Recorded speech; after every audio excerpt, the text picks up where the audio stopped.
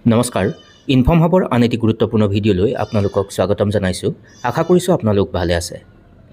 আজি কিছুদিনৰ পূৰ্বে এটা বিশেষ পৰীক্ষা অনুষ্ঠিত হৈছিল যাৰ নাম আছিল পেট অৰ্থাৎ পিৰিয়ডিক এছেছমেণ্ট টেষ্ট।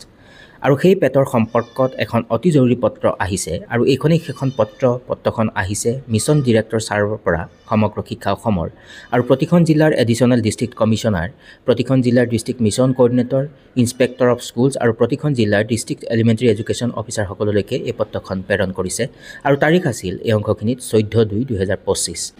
ছাবজেক্টত উল্লেখ কৰিছে regarding periodic assessment test PET for students of class 6, 7 and 8 having facilities of tele-education and smart classroom। অৰ্থাৎ যিবিলাক বিদ্যালয়ত স্মাৰ্ট ক্লাছৰুম আৰু টেলি এডুকেশ্যন আছে সেই বিদ্যালয়সমূহৰ 6, 7, 8ৰ ষ্টুডেণ্টসকলৰ কাৰণে পিৰিয়ডিক এছেছমেণ্ট টেষ্ট অনুষ্ঠিত হ'ব। তাৰ পৰৱৰ্তী এই অংশখিনিত উল্লেখ কৰিছে ওপৰত উল্লেখ কৰা বিষয়টোৰ সন্দৰ্ভত আপোনালোকক জনাব বিচাৰিছোঁ যে টেলি শিক্ষা আৰু স্মাৰ্ট ক্লাছৰুমৰ সুবিধা থকা ষষ্ঠ, সপ্তম আৰু অষ্টম শ্ৰেণীৰ ছাত্ৰ ছাত্ৰীৰ বাবে 20 ফেব্ৰুৱাৰী 2025 তাৰিখে এই পৰীক্ষা অনুষ্ঠিত হ'ব অসমীয়া মাধ্যমৰ কেৱল ছাত্ৰ ছাত্ৰীসকল থকা বিদ্যালয়বিলাকৰ বাবে আৰু এই পৰীক্ষা অনুষ্ঠিত কৰিব।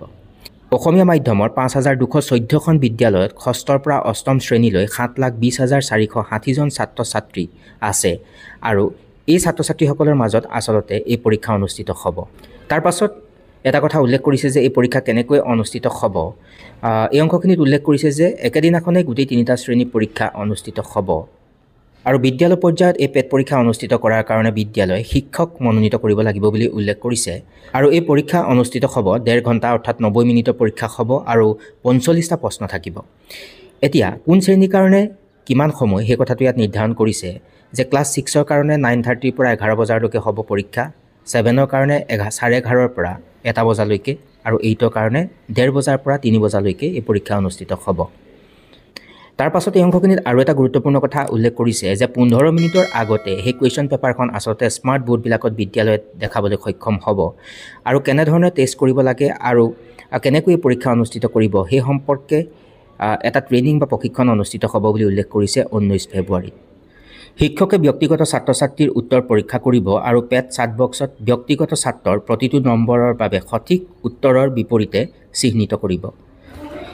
জিলা ব্লক MI সমন্বয়কসকলৰ বাবে পেট চাট বক্সৰ ওপৰত 15 ফেব্ৰুৱাৰী 2025 তাৰিখে এটা চমু প্ৰশিক্ষণ অনুষ্ঠিত হ'ব বুলি উল্লেখ কৰিছে আৰু লিংকটো হোৱাটছআপ গ্ৰুপত শ্বেয়াৰ কৰা হ'ব আৰু অনলাইন ইউটিউব লিংকৰ জৰিয়তে 17 ফেব্ৰুৱাৰীৰ পৰা 19 ফেব্ৰুৱাৰী 2025 তাৰিখলৈ চেটবক্স ব্যৱহাৰৰ ওপৰত শিক্ষকসকলক প্ৰশিক্ষণ প্ৰদান কৰা হ'ব। ইয়াৰ উপৰিও শিক্ষকসকলক চেটবক্সৰ ব্যৱহাৰৰ ভিডিঅ' ইউটিউব বা আন চেনেলৰ জৰিয়তে প্ৰদান কৰা হ'ব বুলি উল্লেখ কৰিছে। প্ৰশ্নবোৰৰ উত্তৰ ব্যক্তিগত ছাত্ৰৰ প্ৰতিটো উত্তৰ ছাত্ৰ ছাত্ৰীসকলৰ বাবে চেটবক্সত 21 ফেব্ৰুৱাৰী 2025ৰ পৰা 28 ফেব্ৰুৱাৰী 2025লৈকে জমা দিব লাগিব।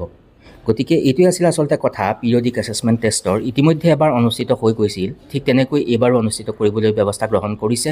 কেৱল মাত্ৰ উচ্চ প্ৰাথমিক বা মাধ্যমিক পৰ্যায়ৰ উচ্চ প্ৰাথমিক বিদ্যালয়ৰ ছাত্ৰ ছাত্ৰীসকলে এই পৰীক্ষাত অৱতীৰ্ণ হ'ব আৰু আচলতে যিবিলাক বিদ্যালয়ত টেলি এডুকেশ্যন আছে বা স্মাৰ্ট ক্লাছৰুম আছে তেনে বিদ্যালয়বিলাকৰ ষষ্ঠ, সপ্তম আৰু অষ্টম শ্ৰেণীৰ ছাত্ৰ ছাত্ৰীসকলে এই পিৰিয়ডিক এছেছমেণ্ট টেষ্ট অনুষ্ঠিত হ'ব আৰু সৰ্বমুঠ পৰীক্ষাৰ নম্বৰ হ'ব 45 বিষয় থাকিব অসমীয়া, বিজ্ঞান আৰু অংক আৰু সময় নিৰ্ধাৰণ কৰিছে 1 ঘণ্টা 30 মিনিট আৰু শ্ৰেণী অনুযায়ী সময়ৰ যি সূচী ইতিমধ্যে মই উল্লেখ কৰিছোঁ। গতিকে বিষয়টো অতি গুৰুত্বপূৰ্ণ আৰু সেই উদ্দেশ্য আগত ৰাখি উপস্থাপন কৰিবলৈ চেষ্টা কৰিলোঁ। আশা কৰিছোঁ আজিৰ এই আলোচ্য শিতানে আপোনালোকক উপকৃত কৰিব আৰু যদি সম্ভৱ হয় আগলৈকে শ্বেয়াৰ কৰিব। সকলো ভালে থাকিব। নমস্কাৰ, টেক কেয়াৰ।